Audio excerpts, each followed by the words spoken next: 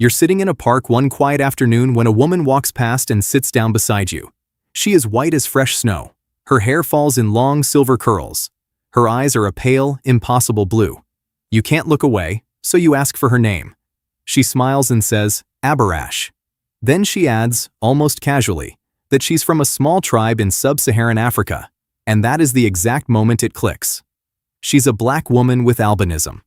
Heart-pounding and barely believing your luck, you ask for her number. She takes your phone and types it in with her left hand. The dates that follow are effortless. She's funny. She's brilliant. She sees the world in a way you can't quite put into words.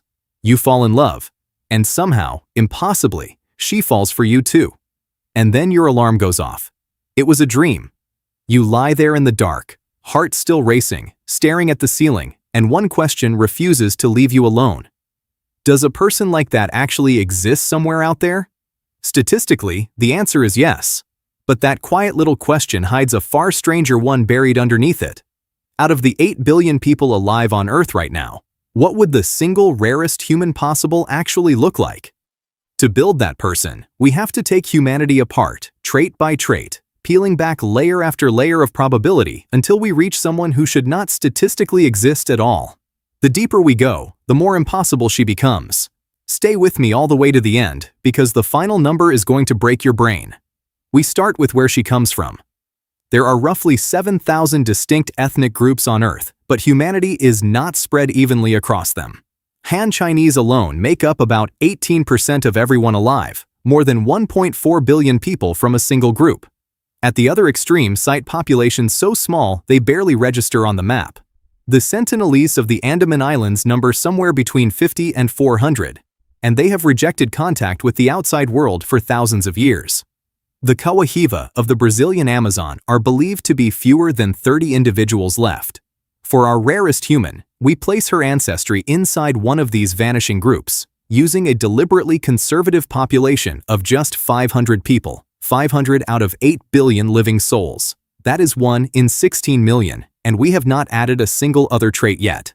Now we give her albinism. Albinism comes from mutations in the genes that control melanin, the pigment that colors our skin, our hair, and our eyes. When that production pathway shuts down, the result is skin like snow, hair like spun silver, and eyes that drift from pale blue to gray to almost pink, depending on how the light hits them. Worldwide, albinism shows up in roughly 1 in 20,000 people. Stack that on top of her rare ethnicity, and the odds of her existing instantly collapse to 1 in 320 billion. But melanin was only the beginning. Now look closer at her eyes. Green is famously the rarest common eye color, found in only about 1 in 50 people, but that is child's play compared to what she has. Complete heterochromia is a striking condition where a single person has 2 entirely different colored eyes, one blue, one brown. It is usually present from birth, caused by an uneven distribution of melanin across each iris, and in almost every case, it is completely harmless. The chance of being born with 2 truly mismatched eyes is about 1 in 1,667. So now picture it, one snow-white face, framed by silver hair, looking back at you with one blue eye and one brown. Multiply that through everything else, and our person is now 1 in 533 trillion. Then we make her left-handed. Handedness sounds simple, but no single gene controls it. Even identical twins, who share nearly the exact same DNA, end up with different dominant hands about 20% of the time. Left-handers also tend to spread language processing across both sides of the brain instead of leaning on just one hemisphere. And in many cultures around the world, children are quietly pushed to use their right hand, which means true left-handedness is probably underreported. But we will stay conservative and call it 1 in 10. That alone tips the running total to 1 in 5.33 quadrillion. And we are barely getting started. If your jaw has not dropped yet, hit that subscribe button right now, because the next trait is where this stops being a person and starts becoming a miracle. Most of us see the entire world through just 3 types of cone cells in the eye, tuned to red, green, and blue light. From those 3 signals, the brain assembles the roughly 1 million colors a normal human being can perceive. But a rare few people have a 4th cone. They are called tetrachromats, and that extra receptor sits in the gap between red and green, unlocking colors the rest of us will never witness, with some estimates suggesting up to 100 million distinct shades. Imagine seeing variations in a single sunset that nobody around you can even describe. It is almost exclusively found in women because the genes involved are carried on the X chromosome. Around 12% of women carry the mutation, yet only a tiny fraction ever develop true, functional tetrachromacy, and most who have it go their whole lives never knowing.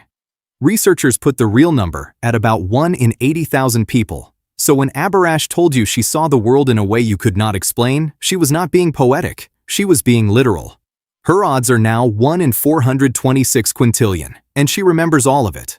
Every shade, every street, every conversation, word for word. Hyperthymesia, or highly superior autobiographical memory, is the ability to recall almost every single day of your life in vivid detail, not just the major events, but the ordinary forgettable Tuesdays the rest of us lose by Friday. It was first formally identified in 2006 after a woman named Jill Price described her own past as a film she could never pause, replaying itself endlessly whether she wanted it to or not. For people who live with it, the past never truly fades, which can be as much a burden as a gift. Fewer than 100 confirmed cases exist on the entire planet. Even the most generous estimates land at only a few hundred people. Conservatively, that is 1 in 16 million on its own, and once it is folded into everything else, our rarest human now sits at roughly 1 in 6.8 octillion. Let that number breathe for a second, because it is hard to even hold in your head. There are around 1 septillion stars in the entire observable universe. Our person is nearly 1,000 times rarer than that. You could search every single star across 1,000 entire universes and still not expect to find her even once. And here is the part nobody ever tells you. We are not done. Not even close. Because flowing quietly through her veins is something rarer than every trait we have stacked so far, combined. It is called Rh-null, better known as golden blood. Most of us have dozens of different antigens coding our red blood cells. People with Rh-null have none of the Rh antigens at all, not a single one. It is so vanishingly rare that fewer than 50 people on the entire planet are known to carry it. Because it can be safely given to almost anyone in an emergency, doctors treat the handful of known donors like living treasure. Yet those same people can only ever receive golden blood themselves, which makes their own survival terrifyingly fragile. Add it to everything else she already is, and the odds of Abarash existing do not just grow, they detonate, climbing past a number larger than every atom in your entire body. So let us recap exactly who we built here. A woman from an ethnic group of just 500. Born with albinism. 2 completely different colored eyes. Left-handed. Able to see 100 million colors. Able to forget absolutely nothing. And carrying the single rarest blood type on Earth. And the truly wild part? Even after all of that, this still is not the rarest human possible. We never even touched rare genetic mutations, 1 in a billion talents, or the strange quirks of the mind that nobody has bothered to name yet.